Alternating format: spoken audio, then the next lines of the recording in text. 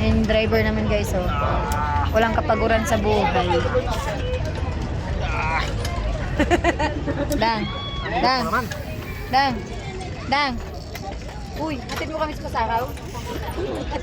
Sa terminal. Ganun dati. Puro ganun, hindi naman mo eh. Ayun na! Sa likod yan.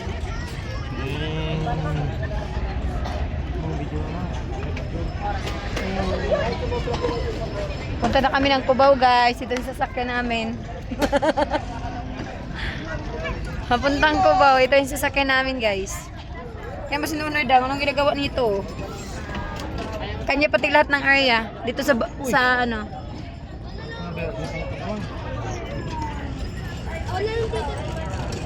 Guys.